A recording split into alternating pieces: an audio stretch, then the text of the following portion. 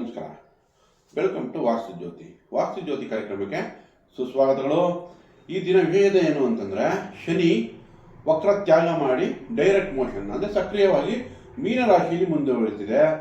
ಮೀನರಾಶಿಯ ಪರಿಸರ ಏನು? ಒಂದು ಜಲತತ್ವ, ಇನ್ನೊಂದು ಮೀನರಾಶಿ ಕಾಲಪುರುಷ ಕುಂಡಲಿಯಲ್ಲಿ ಕೊನೆಯ ರಾಶಿ ಆಗುತ್ತೆ, 12ನೇ ಮನೆ ರಾಶಿ ಆಗುತ್ತೆ. ಈಗ ನಮಗೆ ಶನಿ ಯಾವಾಗ ಸಕ್ರಿಯವಾಗಿ ಮುಂದುವರಿಯುತ್ತೋ ಆಗ ಯಾವ ಯಾವ ರಾಶಿಗಳ ಮೇಲೆ ಮೇಜರಾಗಿ ಪ್ರಭಾವ ಬೀಳುತ್ತೆ ನೋಡೋಣ. ಈಗ ಮೊದಲನೇದಾಗಿ ಮೇಷರಾಶಿಯವರಿಗೆ 12ನೇ ಮನೆಯಲ್ಲಿ ವಕ್ರತ್ಯಾಗ ಮಾಡಿ ಸಕ್ರಿಯ ಅಂದರೆ ಮುಂದುವರಿತಿರೋದ್ರಿಂದ ಇವಾಗ ನೋಡಿ ಸಾಡೆ ಸಾತಿ ಪ್ರಭಾವ ಸ್ಟಾರ್ಟ್ ಆಗುತ್ತೆ. ಹಾಗಾಗಿ ಮೇಷರಾಶಿಯವರು ಯಾರೇ ಇದ್ರೂ ಪ್ಲಾನಿಂಗ್ ಚೆನ್ನಾಗಿರಬೇಕು. ಆಮೇಲೆ ನಿಮ್ಮದು ಲಾಂಗ್ ಟರ್ಮ್ ಗೋಲ್ ಇರಲಿ, ಶಾರ್ಟ್ ಟರ್ಮ್ ಕೆಲಸಗಳು ನಿಧಾನ ಆಗುತ್ತೆ. ನಾಳೆ ಆಗಬೇಕಾಗಿರೋ ಕೆಲಸ ಇನ್ನೊಂದು ವಾರ ಬಿಟ್ಟಾಗುತ್ತೆ, ಬಟ್ ಹಾಗೆ ಆಗುತ್ತೆ. ಶನಿ ಯಾವಾಗಲೂ ಕೆಲಸ ಮಾಡಿಕೊಟ್ಟೇ ಕೊಡುತ್ತೆ. ಶನಿ ಡಿಲೇ ಮಾಡುತ್ತೆ ಹೊರತು ಡಿಲೇ ಮಾಡಲ್ಲ ಅಂತ. ಹಾಗಾಗಿ ಮೇಷರಾಶಿಯವ್ರ ಪ್ಲಾನಿಂಗ್ ಹೆಂಗಿರಬೇಕು ಅಂದರೆ ನಿಧಾನವಾಗಿರಬೇಕು, ಪ್ಲಾನಿಂಗ್ ಚೆನ್ನಾಗಿರ್ಬೇಕು. ಬಟ್ ಮೇಷರಾಶಿದು ಪ್ರಾಬ್ಲಮ್ ಏನಂದರೆ ಅಗ್ನಿತತ್ವ. ಅವ್ರಿಗೆ ಕ್ವಿಕ್ ಡಿಸಿಷನ್ ತೊಗೊಂಡು ಅಭ್ಯಾಸ. ಏನೇ ಆಫರ್ ಬಂದರೂ ಅವ್ರಿಗೆ ತಕ್ಷಣ ಡಿಸಿಷನ್ ತೊಗೊಂಡು ತಕ್ಷಣ ನಾಳೆನೇ ಕೆಲಸ ಆಗ್ಬಿಡಬೇಕು. ಬಟ್ ಈಗ ಯೋಚನೆ ಮಾಡಿ ಅಷ್ಟು ಬೇಗ ಕೆಲಸ ಕಾರ್ಯಗಳು ನಿಮ್ದು ಆಗಲ್ಲ. ಸೊ ಪೇಷನ್ಸ್ ಇರಲಿ. ಬೆಸ್ಟ್ ರೆಮಿಡಿ ಏನು? ಮೆಡಿಟೇಷನು, ಧ್ಯಾನ ಮಾಡೋದು, ಸ್ವಲ್ಪ ಸಮಾಧಾನವಾಗಿರೋದು. ಈ ಕಾಲನೇ ನಿಮಗೆ ಟೆಸ್ಟಿಂಗ್ ಪೀರಿಯಡ್ ಇದು. ನಿಮಗೆ ಸಮಾಧಾನ ಕಲಿಸುತ್ತೆ ಶನಿ, ಸಮಾಧಾನ ಪಡ್ಕೊಳೋದು. ಇಲ್ಲ ಅಂದರೆ ನೀವೇ ಮೆಡಿಟೇಷನ್ ಮಾಡಿ ಅದನ್ನೇ ಬ್ಯಾಲೆನ್ಸ್ ಮಾಡ್ಬೋದು. ನಂತರ ಈಗ ಸಾಡೆ ಸಾತಿ ಪ್ರಾರಂಭ ಅಥವಾ ಸಾಡೆ ಸಾತಿಗೋಸ್ಕರ ನೀಲಾಂಜನ ಸಮಾಭಾಸಂ ರವಿಪುತ್ರ ಮಾಗ್ರಜಂ ಛಾಯ ಮಾತಾಂಡ ಸಂಭೂತಂ ತಂ ನಮಾಮಿ ಶನೈಶ್ಚರಂ. ಈ ಮಂತ್ರಗಳನ್ನು ದಿನಕ್ಕೊಂದು 21 ಬಾರಿ ಆದರೂ ಹೇಳ್ಕೊಳ್ಳಿ. ಕರಿ ಎಳ್ಳನ್ನು ನೀವು ಹನುಮಂತನ ದೇವಸ್ಥಾನದಲ್ಲೋ ಅಥವಾ ಶನೈಶ್ವರನ ದೇವಸ್ಥಾನದಲ್ಲೋ ದಾನ ಕೊಡೋದು, ಎಳ್ಳಿನ ದೀಪ ಹಚ್ಚೋದು, ಅದು ಹನುಮಾನ್ ಚಾಲೀಸ ದಿನನಿತ್ಯ ಹೇಳ್ಕೊಳೋದ್ರಿಂದ ಕೂಡ ನಿಮಗೆ ಈ ಪ್ರಭಾವಗಳು ಕಡಿಮೆ ಆಗುತ್ತೆ. ಮುಖ್ಯವಾಗಿ ಪೇಷನ್ಸ್ ಇರಬೇಕು, ಸಮಾಧಾನ, ಸಹನೆಗೆ ಕಾರಕನೇ ಶನಿ. ಯಾಕಂದರೆ ಶನೈಶ್ವರ ಅಂದ್ರೆ ನಿಧಾನ.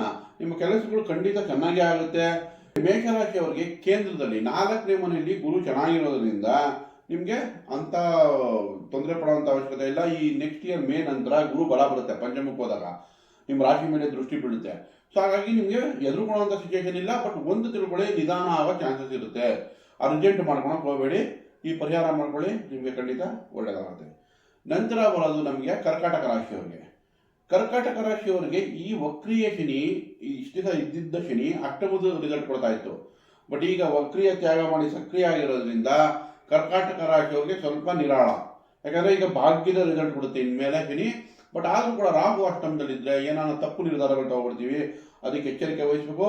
ಶನಿ ಭಾಗ್ಯದಲ್ಲಿ ಅದೃಷ್ಟಗಳು ನಿಧಾನ ಮಾಡುತ್ತೆ. ಬಿಟ್ಟರೆ ನಿಮ್ಮ ಪ್ರಯತ್ನಗಳಿಗೆ ಫಲಗಳು ಟೈಮ್ಗೆ ಸಿಗುತ್ತೆ. ಇನ್ನು ಮೇಲೆ ಇಷ್ಟು ದಿವಸ ಏನೇನು ತೊಂದರೆಗಳು ಸಿಗಾಕೊಂಡಿದ್ರಿ ಅಷ್ಟಮ ಶನಿಯಿಂದ ಲಾಸ್ಟ್ 2 ವರ್ಷದಿಂದ, ಅದರಿಂದ ರಿಲೀಫ್ ಸಿಗುತ್ತೆ. ನಿಮಗೆ ಶನಿಯಿಂದ ಎಲ್ಲ ಒಳ್ಳೆಯ ಫಲಗಳನ್ನು ಸಿಗೋಕ್ಕೆ ಶುರು ಆಗುತ್ತೆ. ಬಟ್ ನಿಧಾನವಾಗಿ ಸಿಗುತ್ತೆ, ಬಟ್ ಸಿಗುತ್ತೆ. ಬಟ್ ನಿಮ್ಮ ಕಷ್ಟಗಳಂತೂ ನಿವಾರಣೆ ಖಂಡಿತ ಆಗುತ್ತೆ. ನಂತರ ಸಿಂಹರಾಶಿ. ಈಗ ಸಿಂಹರಾಶಿಯವರಿಗೆ ಅಷ್ಟಮ ಶನಿ ಈಗ ವಕ್ರಿಯ ಆಗಿದ್ದಾಗ 7ನೇ ಮನೆ ರಿಸಲ್ಟ್ ಕೊಡ್ತಾ ಇತ್ತು. ಈಗ ವಕ್ರಿಯ ತ್ಯಾಗ ಮಾಡಿ ಸಕ್ರಿಯ ಆಗಿರೋದ್ರಿಂದ ಅಷ್ಟಮದ ರಿಸಲ್ಟೇ ಸಿಂಹರಾಶಿ ಸಿಗುತ್ತೆ. ಹಾಗಾಗಿ ಈಗ ಎಚ್ಚರಿಸ್ಕೋಬೇಕು. ಈಗ ನಿಮ್ಗೆ 11ನೇ ಮನೆ ಗುರುವಿಂದ ಮನೆ ಕಟ್ಟೋದಾಗಲಿ, ಅಥವಾ ಮಕ್ಕಳು ಮದುವೆನೋ ಅಥವಾ ಅವ್ರದ್ದೇ ಮದುವೆನೋ, ಎಜುಕೇಷನಲ್ಲಿ ಸಕ್ಸಸ್ಸು, ಎಲ್ಲ ರೀತಿ ಸಕ್ಸಸ್ಗಳು ನೀವು ಇಷ್ಟು ದಿವಸ ನೋಡಿದ್ರಿ. 2 ವರ್ಷದಿಂದ ನಾನು ಕತೆ ಹೇಳ್ತೆ. 2 ವರ್ಷದ ಫಲ ತಗೊಂಡಾಗ ಓವರ್ ಆಲ್ ಹಿಂತಿರುಗಿ ನೋಡಿದ್ರೆ 2 ವರ್ಷ ನೀವು ಸಿಂಹರಾಶಿಯವ್ರಿಗೆ ತಕ್ಕ ಮಟ್ಟಿಗೆ ಶುಭ ಕಾರ್ಯಗಳು, ಶುಭ ಫಲಗಳು ಚೆನ್ನಾಗಿತ್ತು. ಬಟ್ ಈಗ ಏನಾಗುತ್ತೆ, ಅಷ್ಟಮ ಶನಿ ಪ್ರಭಾವ ಬೀಳುತ್ತೆ. ಗುರು ಕೂಡ ಮುಂದಿನ ತಿಂಗಳು ಮೇ. ಸೊ ನಿಮಗೆ ಮುಂದಿನ ತಿಂಗಳ ತನಕ ಒಂದು ಪ್ರೊಟೆಕ್ಷನ್ ಸಿಗುತ್ತೆ ಗುರುವಿಂದ, 11ನೇ ಮನೆಯಲ್ಲಿ ಇರೋದ್ರಿಂದ. ಬಟ್ ನಂತರ ಮೇ ಜೂನ್ ನಂತರ ಗುರು ಯಾವಾಗ 12ನೇ ಮನೆಗೆ ಬರುತ್ತೋ ಆಗ ಗುರುವಿಂದ ಸಪೋರ್ಟು ಕಡಿಮೆ ಆಗುತ್ತೆ. ಶನಿ ಅಷ್ಟಮದ ಪ್ರಭಾವ ಬೀಳಕ್ಕೂ ಜಾಸ್ತಿ ಮಾಡುತ್ತೆ. ಸೊ ಈಗ ನಿಮ್ಗೆ ಇನ್ನೊಂದು 6 ತಿಂಗಳು ಟೈಮ್ ಇದೆ. ಯಾವುದೇ ರೀತಿ ದೊಡ್ಡ ಹೂಡಿಕೆ ಮಾಡಬೇಡಿ, ಅಥವಾ ಯಾವುದೇ ಬೇರೆಯವ್ರಿಗೆ ಹಣಕಾಸು ಸಾಲ ಕೊಟ್ಟು ಸಿಗಾಕೋಬೇಡಿ. ಸ್ವಲ್ಪ ಎಚ್ಚರಿಕೆಯಿಂದ ಆರೋಗ್ಯ ಕಡೆ ಗಮನ ಕೊಟ್ಕೊಳ್ಳಿ. ಮಂಡಿ ನೋವು, ಬ್ಯಾಕ್ ಪೇನು, ನೀ ಜಾಯಿಂಟು, ಈ ಕಾಲು ನೋವು ಇಂಥವೆಲ್ಲ ಕಾಣಿಸೋಕೆ ಶುರುವಾಗುತ್ತೆ. ಅದಕ್ಕೋಸ್ಕರ ನೀವು ಆರೋಗ್ಯದ ಕಡೆ ಗಮನ ಕೊಡಿ. ಮತ್ತು ಸಿಂಹರಾಶಿಯವರಿಗೆ ಪರಿಹಾರ ಏನಿದೆ ಶನಿಗೆ? ಒಂದು ಹನುಮಾನ್ ಚಾಲೀಸ, ಇನ್ನೊಂದು ರಾಮರಕ್ಷಾ ಸ್ತೋತ್ರ ಬರುತ್ತೆ. ಅದು ಹೇಳ್ಕೊಳ್ಳೋದ್ರಿಂದ ಖಂಡಿತ ನಿಮಗೆ ಲಾಭಗಳಿದೆ. ಶ್ರೀರಾಮ ರಾಮ ರಾಮೇತಿ ರಮೇ ರಾಮೇ ಮನೋರಮೆ ಸಹಸ್ರನಾಮ ತತ್ತುಲ್ಯಂ ಶ್ರೀರಾಮನಾಮ ವರಾನನೆ. ಇದನ್ನ ಹೇಳ್ಕೊತಾ ಇದ್ದೀನಿ. ಒಂದು 11 ಬಾರಿ ಆದರೂ ಹೇಳ್ಕೊಳ್ಳಿ, ಖಂಡಿತ ನಿಮಗೆ ಅದರಿಂದ ಲಾಭಗಳು ಸಿಗುತ್ತೆ. ನಂತರ ಶನೈಶ್ವರನ ದೇವಸ್ಥಾನಕ್ಕೆ ಭೇಟಿ ಕೊಟ್ಟು ಅಲ್ಲಿ ಎಳ್ಳೆಣ್ಣೆ ದಾನ ಕೊಡೋದು, ಅಥವಾ ಎಳ್ಳೆಣ್ಣೆ ದೀಪ ಹಚ್ಚೋದು, ಹನುಮಾನ್ ಚಾಲೀಸ ಹೇಳ್ಕೊಳೋದು, ಯಾವುದಾನ ಒಂದು ಮಾಡಿದ್ರು ನಿಮ್ಗೆ ಖಂಡಿತ ಲಾಭ ಸಿಗುತ್ತೆ. ಇಲ್ಲ ನಿಮ್ಗೆ ಅದು ಕಷ್ಟ ಆದಲ್ಲಿ ಕಬ್ಬಿಣ ದಾನ ಮಾಡ್ಬೋದು. ಕಬ್ಬಿಣ ನಿಮಗೆ ಒಂದು ಕಬ್ಬಿಣದ ಬಾಂಡ್ಲಿ ಬರುತ್ತೆ ಹಾರ್ಡ್ವೇರ್ ಶಾಪಲ್ಲಿ, ಅದನ್ನು ತಗೊಂಡು ಮನೆ ಕಟ್ಟೋರ್ಗಾದ್ರೂ ಕೊಡಿ. ಇಲ್ಲ ಒಬ್ಬ ಮೆಕ್ಯಾನಿಕ್ಗೆ ನೀವು ಸ್ಪಾನರ್ ಕೊಡಿಸೋದ್ರಿಂದ ಕೂಡ ನಿಮ್ಗೆ ಅನುಕೂಲ ಆಗುತ್ತೆ. ಹಾರ್ಡ್ ವರ್ಕರ್ ಯಾರು ಕಷ್ಟಪಟ್ಟು ದುಡಿತಾರೋ ನೀವು ಅವ್ರಿಗೆ ಹೆಲ್ಪ್ ಮಾಡಿದ್ರೆ. ನಂತರ ಯಾವ ರಾಶಿ ಬರುತ್ತೆ? ಇವಾಗ ನಮಗೆ ಕನ್ಯಾ ರಾಶಿ ತಗೋಣ. ಕನ್ಯಾ ರಾಶಿಗೆ ವಕ್ರೀಯವಾಗಿ 6ನೇ ಮನೆ ರಿಸಲ್ಟ್ ಚೆನ್ನಾಗಿ ಕೊಡ್ತಾ ಇತ್ತು. ನೆಕ್ಸ್ಟು 7ನೇ ಮನೆ ಈಗ ದಿಗ್ಬಲನ್ ಆಗ್ತಾನೆ. 7ನೇ ಮನೆಯಲ್ಲಿ ಶನಿ ದಿಗ್ಬಲನಾಗಿ ಇನ್ಮೇಲೆ ಕೆಲಸ ಕಾರ್ಯಗಳಲ್ಲಿ ನಿಮಗೆ ಚೆನ್ನಾಗುತ್ತೆ. ಕನ್ಯಾ ರಾಶಿಯವರಿಗೆ ಇಷ್ಟು ದಿವಸ ಕೆಲಸ ಕಾರ್ಯಗಳು ತಕ್ಕ ಮಟ್ಟಕ್ಕೆ ಚೆನ್ನಾಗೇ ನಡೀತಿತ್ತು. ಈಗ 7ನೇ ಮನೆ ಬಂದಾಗ ಇನ್ನೂ ಚೆನ್ನಾಗುತ್ತೆ. ಯಾಕಂದ್ರೆ ಅಲ್ಲಿ ಶನಿ ಕರ್ಮಕಾರಕನಾಗಿ ದಿಗ್ಬಲನಾಗಿರೋದ್ರಿಂದ ಕೆಲಸದ ವಿಚಾರದಲ್ಲಿ ಚೆನ್ನಾಗಿರುತ್ತೆ. ಆರೋಗ್ಯ ವಿಚಾರದಲ್ಲಿ ಸ್ವಲ್ಪ ಎಚ್ಚರಿಕೆ ವಹಿಸಬೇಕಾಗುತ್ತೆ. ನಂತರ ಬಂದಾಗ ನಮಗೆ ವೃಶ್ಚಿಕ ರಾಶಿ ತಗೊಳ್ಳೋಣ. ವೃಶ್ಚಿಕ ರಾಶಿಯವರಿಗೆ ಅರ್ಧಾಷ್ಟಮ ಶನಿದು ಪ್ರಭಾವ ಕೊಡ್ತಾ ಇತ್ತು. ಯಾಕಂದ್ರೆ ವಕ್ರೀಯವಾಗಿ 5ನೇ ಮನೆಯಲ್ಲಿ ಇದ್ರು 4ನೇ ಮನೆ ರಿಸಲ್ಟ್ ಕೊಡ್ತಾ ಇತ್ತು. ಈಗ ವಕ್ರತ್ಯಾಗ ಮಾಡಿ 5ನೇ ಮನೆ ಹೋಗಿರೋದ್ರಿಂದ ನೆಮ್ಮದಿಗೆ ಅನುಕೂಲ ಆಗುತ್ತೆ. ಸ್ವಲ್ಪ ಮನೆಯಲ್ಲಿ ಕಿರಿಕಿರಿ ಕಡಿಮೆ ಆಗುತ್ತೆ. ಹಣಕಾಸು ಸ್ವಲ್ಪ ಜಾಸ್ತಿ ಅಂದ್ರೆ ಹಣಕಾಸು ಮೇಲೂ ಪ್ರಭಾವ ಕಡಿಮೆ ಆಗಿ ನಿಮಗೆ ಸಮೃದ್ಧಿ ಜಾಸ್ತಿ ಆಗುತ್ತೆ. ನಂತರ ಈಗ ಶನೈಶ್ವರನಿಂದ ಬಿಡುಗಡೆ ಪಟ್ಟು ಪಂಚಮದ ಶನಿ ಏನಾಗುತ್ತೆ, ಮಕ್ಕಳ ವಿಚಾರದಲ್ಲಿ ಹೈಯರ್ ಎಜುಕೇಶನ್ ನಿಧಾನ ಮಾಡೋಕ್ಕಾಗಿರುತ್ತೆ. ಅದಕ್ಕೆ ನೀವು ಎಕ್ಸ್ಟ್ರಾ ಎಫರ್ಟ್ ಹಾಕಬೇಕು. ವೃಶ್ಚಿಕ ರಾಶಿಗೆ ಶನಿಯಿಂದ ಒಳ್ಳೆ ಪ್ರಭಾವಗಳೇ ಇದೆ ಅಂತ ಹೇಳ್ಬೋದು. ಧನುರ್ರಾಶಿ ನೋಡಿ, ಧನುರ್ರಾಶಿಯವರಿಗೆ 4ನೇ ಮನೆ ಶನಿ ವಕ್ರೀಯವಾಗಿದ್ದೆ. ಆಗ ಇಷ್ಟು ದಿವಸ ಅಂತ ಪ್ರಭಾವ ಇರಲಿಲ್ಲ, ಒಂದು 120 ದಿನಗಳಿಂದ.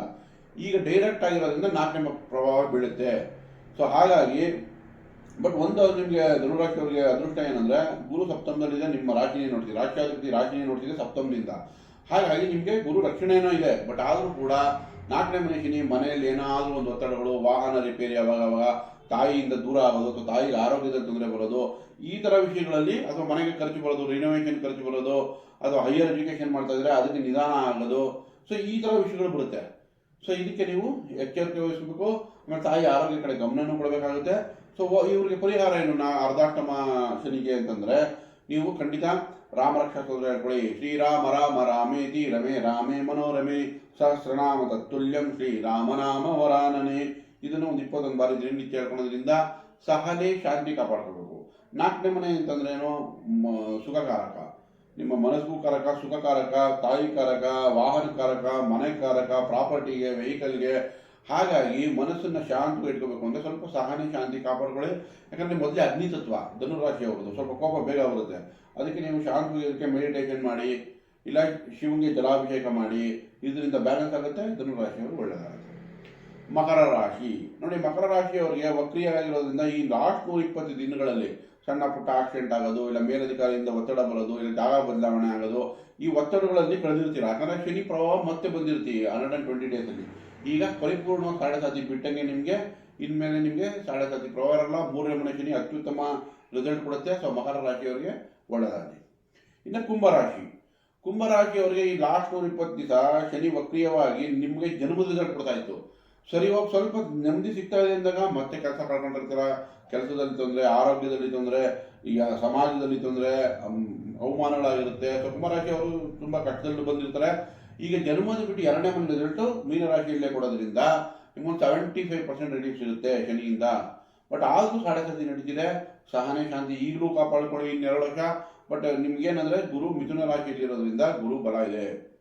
ಈಗ ಗುರು ನಿಮಗೆ ಮಿಥುನ ರಾಶಿಯಲ್ಲಿಯೇ ಮೇ ತನಕ ಸಂಚಾರ ಮಾಡುತ್ತೆ. ಗುರು ಬಲ ಇದೆ, ಗುರು ನಿಮ್ಮ ರಾಶಿ ಮೇಲೆ ನೋಡ್ತಾ ಇದೆ. ಕುಂಭರಾಶಿಯವರಿಗೆ ಅದ್ರದ್ದು ನೀವು ಉಪಯೋಗಿಸ್ಕೋಬಹುದು ಲಾಭನ. ನಂತರ ಕುಂಭರಾಶಿಯವ್ರಿಗೆ 6ನೇ ಮನೆಗೆ ಹೋಗುತ್ತೆ. ಆವಾಗ ಸ್ವಲ್ಪ ಆರೋಗ್ಯದಲ್ಲಿ ಎಚ್ಚರಿಕೆ, ಆಮೇಲೆ ಕೆಲಸ ಕಾರ್ಯಗಳಲ್ಲಿ ಸ್ವಲ್ಪ ಗಮನ ಹೆಚ್ಚಾಗಿ ಕೊಡಬೇಕು. ಓವರ್ ಆಲ್ ತಗೊಂಡ್ರೆ ಕುಂಭರಾಶಿಗೆ ಬೆಟರ್, ತುಂಬ ಚೆನ್ನಾಗಿದೆ ಅಂತ ಹೇಳೋದು. ಯಾಕಂದರೆ 7.5 ಇರೋದ್ರಿಂದ ಈ ಮುಂಚೆ 2 ವರ್ಷಕ್ಕಿಂತ ಈ 2 ವರ್ಷ ಬೆಟರ್ ರಿಸಲ್ಟ್ ಇರುತ್ತೆ. ಒಳ್ಳೆಯದಾಗಿ. ಇನ್ನು ಮೀನರಾಶಿ ನೋಡಿ, ಮೀನರಾಶಿಯವರಿಗೆ ಶನಿ ಜನ್ಮದಲ್ಲೇ ವಕ್ರೀಯತ್ಯಾಗ ಮಾಡಿ ಸಕ್ರಿಯ ಆಗಿದೆ. ಸೊ ಹಾಗಾಗಿ ಜನ್ಮದ ಶನಿ, ಯಾವಾಗ ಜನ್ಮದ ಶನಿ ಬರುತ್ತೋ ಆಗ ಆರೋಗ್ಯದಲ್ಲಿ ತೊಂದರೆ, ಮಾನಸಿಕ ಒತ್ತಡಗಳು, ಕೆಲಸ ಕಾರ್ಯಗಳಲ್ಲಿ ಪ್ರೆಷರು, ಸಾಲ ಬಾಧೆ, ಎಲ್ಲ ವಿಷಯಕ್ಕೂ ಸಿಕ್ಕಾಕೊಂಡ್ಬಿಡ್ತೀವಿ. ಹಾಗಾಗಿ ಎಚ್ಚರಿಕೆ ವಹಿಸಿ ಯಾವುದೇ ವಿಚಾರ ಕೆಲಸ ಮಾಡುವಾಗ 2 ಸಲ ಯೋಚನೆ ಮಾಡಿ. ಒಂದು ಜ್ಯೋತಿಷ್ಯನೋ ಅಥವಾ ನಿಮ್ಮ ಮನೆಯಲ್ಲೇ ದೊಡ್ಡವ್ರನ್ನ ಒಂದ್ಸರಿ ಕನ್ಸಲ್ಟ್ ಮಾಡಿ ನೀವು ವಿಚಾರ ಮಾಡಿ ಕೆಲಸ ಮಾಡೋದ್ರಿಂದ ಲಾಭ ಇದೆ. ನನಗೆಲ್ಲ ಗೊತ್ತು, ನಾನು ಎಲ್ಲ, ಯಾಕಂದರೆ ಮೀನರಾಶಿಯವ್ರಿಗೆ ತಾನೇ ನಾಲೆಡ್ಜ್ ಜಾಸ್ತಿ ಇರುತ್ತೆ. ಸೊ ಅದು ಈಗ ಅದೇ ಕೈ ಕೊಟ್ಬಿಡುತ್ತೆ. ಸೊ ಆ ಅಹಂಕಾರ ಬಿಟ್ಟು ನಿಮ್ಮ ಮನೇಲಿ ದೊಡ್ಡವ್ರನ್ನ ಒಂದ್ಸಲಿ ಕನ್ಸಲ್ಟ್ ಮಾಡಿ, 1-2 ಸಲ ಯೋಚನೆ ಮಾಡಿ ಕೆಲಸ ಮಾಡಿ, ಸ್ವಲ್ಪ ಸಹನೆ ಇಟ್ಕೊಳ್ಳಿ. ಖಂಡಿತ ನಿಮಗೆ ಒಳ್ಳೆ ರಿಸಲ್ಟ್ ಇರುತ್ತೆ. ಆದರೆ ಮೀನರಾಶಿಯವರಿಗೆ ಈಗ ಪರಿಹಾರ ಏನು ಬೇಕು ಅಂದರೆ ನೀಲಾಂಜನ ಸಮಾಭಾಸಂ ರವಿಪುತ್ರೇಮಾಗ್ರಜಂ ಛಾಯಾ ಮಾತಾಂಡ ಸಂಭೂತಂ ತಂ ನಮಾಮಿ ಶನೈಶ್ಚರಂ. ಈ ಮಂತ್ರಗಳನ್ನು ನೀವು ಒಂದು 21 ಬಾರಿ ಹೇಳ್ಕೊಳ್ಳಿ. ಇಲ್ಲ ನಿಮ್ಮ ಹತ್ರ ಹಣಕಾಸು ಸ್ವಲ್ಪ ಇದ್ದರೆ ತಿಲಹೋಮ ಮಾಡಿಸ್ಕೊಳ್ಳಿ, ಅದರಿಂದ ಖಂಡಿತ ನಿಮಗೆ ಲಾಭಗಳಿದೆ. ನೋಡಿ, ಯಾವಾಗ ನಮಗೆ ಶನಿ ಪ್ರಭಾವ ಬೀಳುತ್ತೋ ಆಗ ನಿಧಾನ ಆಗುತ್ತೆ ಅಂತ. ಸಹನೆ ಮೊದಲನೇದು ಪರಿಹಾರ ಏನಂದರೆ ಸ್ವಲ್ಪ ಸಂಯಮ ಸಹನೆ ಕಾಪಾಡ್ಕೋಬೇಕು. ಅವೆರಡು ಕಾಪಾಡ್ಕೊಂಡ್ರೆ ನೀವು ಅರ್ಧ ಗೆದ್ದಂಗೆ. ಇನ್ನು ಮಿಕ್ಕಿದ ಪರಿಹಾರಕ್ಕೆ ನೀವು ಮಂತ್ರಗಳು ಹೇಳ್ಕೋಬೋದು, ಅಥವಾ ನೀವು ಹೋಮ ಹವನಗಳಲ್ಲಿ ತಿಲಹೋಮ ಮಾಡಿಸ್ಕೋಬೋದು, ಇಲ್ಲ ಪಾವಮಾನ ಹೋಮ ಅಂತ ಬರುತ್ತೆ ಆಂಜನೇಯಂದು. ಸೊ ಜೇನುತುಪ್ಪದಲ್ಲಿ ಮಾಡ್ತಾರೆ, ತುಂಬ ಅದು ಒಳ್ಳೆ ರಿಸಲ್ಟ್ ಕೊಡುತ್ತೆ. ಸೊ ಓವರಾಲ್ ಆಗಿ ನೋಡಿದಾಗ ಶನಿ ಈಗ ದ್ವಾದಶ ರಾಶಿಗಳಲ್ಲಿ ಯಾವ್ಯಾವ ರಾಶಿಗೆ ಫಲ ಬೀಳುತ್ತೆ ಅಂತ ಹೇಳಿದ್ದೀನಿ, ಫಲಗಳು ಕೊಡುತ್ತೆ ಅಂತ ಹೇಳಿದ್ದೀನಿ. ಎಲ್ಲ ವೀಕ್ಷಕರಿಗೂ ಒಳ್ಳೆಯದಾಗಲಿ, ಶನೈಶ್ಚರ ನಿಮಗೆ ಒಳ್ಳೆಯದೇ ಮಾಡಲಿ, ಒಳ್ಳೆ ಆಶೀರ್ವಾದನೆ ಕೊಡಲಿ ಅಂತ ಕೇಳ್ಕೊತಾ ಇದ್ದೀನಿ. ದಯವಿಟ್ಟು ಈ ವಿಡಿಯೋ ಇಷ್ಟ ಇದ್ದಲ್ಲಿ ಲೈಕ್ ಮಾಡಿ, ಸಬ್ಸ್ಕ್ರೈಬ್ ಮಾಡಿ, ಶೇರ್ ಮಾಡಿ. ಧನ್ಯವಾದಗಳು.